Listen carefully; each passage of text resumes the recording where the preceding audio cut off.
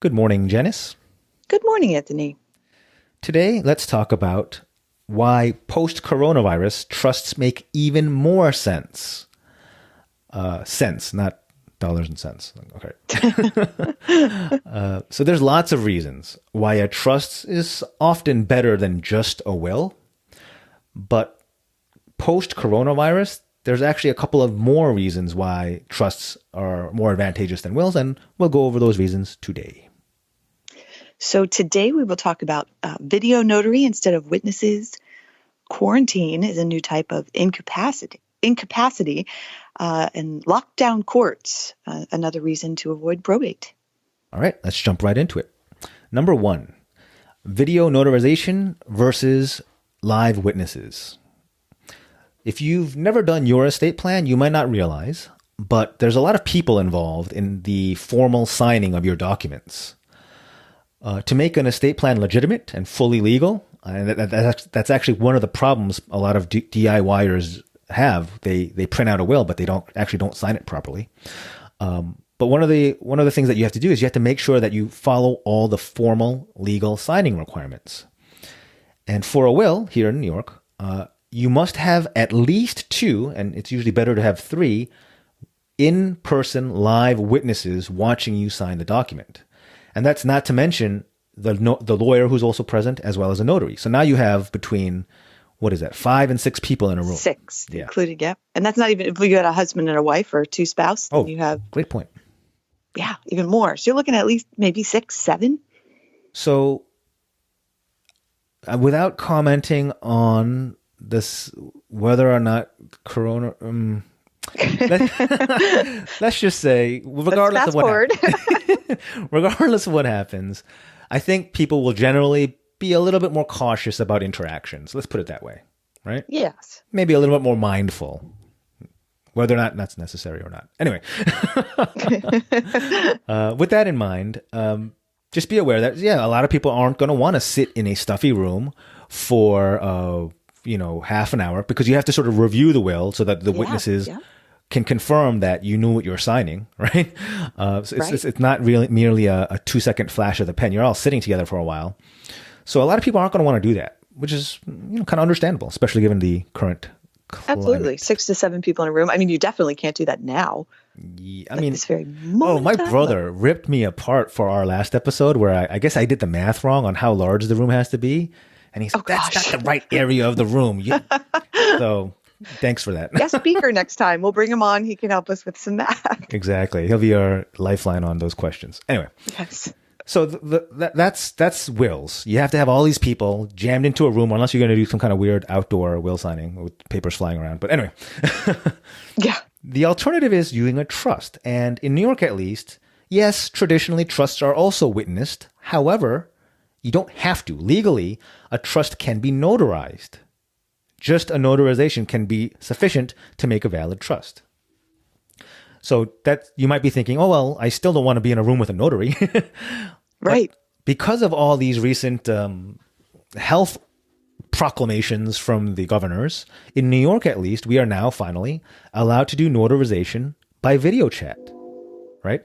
So that means that you don't have to be in the room with anyone. Rather, you can sign your document in the comfort of your own home, as long as you have Skype or FaceTime or a video, something where you could see the person. Yes. And I think there are specific rules in terms of, you have to hold up your ID and then do the signing. Yes. But that's so much easier or so much preferable to some people than, again, being in a room with 5 or 6 strangers, right?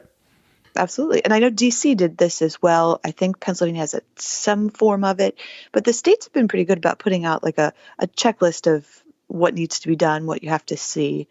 I mean, it was well thought out that you can do this now by video. It's so funny. You need this kind of crisis to make this happen. This probably should have happened years ago. But anyway. I so agree with you, especially because have you ever tried, well, okay, you have tried to coordinate this. It's very hard to coordinate 6 people at the same time to be in the same place and make sure everyone shows up. I mean, it's definitely complicated. So, I mean, there might be laws or orders coming down where witnesses can be done this way as well, but I don't think so. I think it's probably going to be limited to notaries. So for now, basically the bottom line is signing a trust can be done remotely. Signing a will, still lots of people jammed in a room. Bottom line. Right. All right. Number 2, quarantine is a new type of incapacity. So making a trust, one of the advantages of using a trust versus just having a will is that trusts work during your lifetime too. Wills only have any legal teeth or any power once you're dead, right? Because wills are basically just there to tell you who gets what when you die, right? But trusts actually have some power during your life as well. Most typically during some kind of incapacity, right? If you are in a coma, or if if you start suffering from senility or dementia and you just can't make decisions for yourself, then your trust kicks in without having to court to get a guardian named. Does that make sense? Yes. Yeah. So in that scenario, your trustee can jump in, manage your money, pay your bills, and just make sure that your finances don't fall apart just because of your temporary or even long-term health issues. All right. Now, you can probably guess that with quarantine, that's a new type of scenario where you might need somebody to be able to make these transactions for you. And by the way, when I know quarantine is getting squished around with a lot of different meanings in the news lately. What I mean is you yourself are either ill or contagious, so you yourself cannot leave your home. Not yes, like an official, 12-day quarantine or something. Right. That's historically what a dictionary definition of quarantine is. Not everyone, healthy or not, has to stay at home, which people are now calling quarantine for some reason. So, yeah, anyway. But yeah, you can imagine if you're stuck at home, but there's a transaction that requires your physical presence somewhere, that could be a problem, especially if it's time sensitive. And that's a scenario where having a trust and a trustee who can step in on your place can really just save you, basically. Lastly, the current lockdowns, which include a lot of the courts across this country, is another sort of great example of why you want to avoid probate. Right? Everyone, you probably hear from Susie Orman, or if you Google it, like avoid probate, avoid probate, avoid probate. And what they mean by that is avoid having to go through court when somebody passes away, right? And other scenarios and other related scenarios. And yes, generally it's wise to avoid probate because even in the best of times, even when everything is running quote unquote as it should be, the court process is slow. Normal. Yeah, normal, right? Is slow, expensive, and very unpredictable. And so that's during the normal. Sums it up, yes. Right? So if that's how it is during normal conditions, can you imagine how much worse it is with these monkey wrenches of lockdowns and closed courts and whatnot? Oh, well, we're living in it now. The delays are incredible. Yeah. And even once the lockdowns are lifted, Janice, can you imagine how backed up they're going to be? All I can picture right now is, so we're still sending things in as we're supposed to. I can picture this enormous pile of paperwork sitting on someone's desk that they now have to start at the top and just start working their way down. That's going to take forever. That's what I picture that it looks like at all the courthouses right now. These incredible stacks of, yeah. I don't think the stacks are even with the court clerks. I bet you they're like stuck in a mailroom. They're still in the mailroom. They haven't even looked at them yet. Yeah. So you got to process it. I mean, it's going to take a long time to resume those normal operations. And again, normal is slow, expensive, and unpredictable. So it's going to take a while for us to get to that point. We keep using normal with the air quotes, but no one can see them. Just know we're using normal. Yeah. All right. So that's it.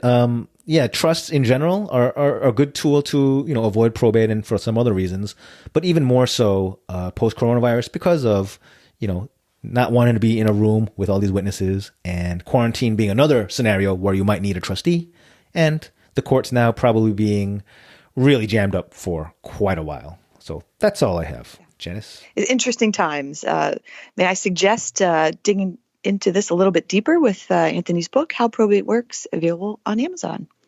Cool. Thanks, everyone, for listening. Janice, thanks again, as always, for joining for this talk, and we'll talk next time. We'll talk soon. Bye now.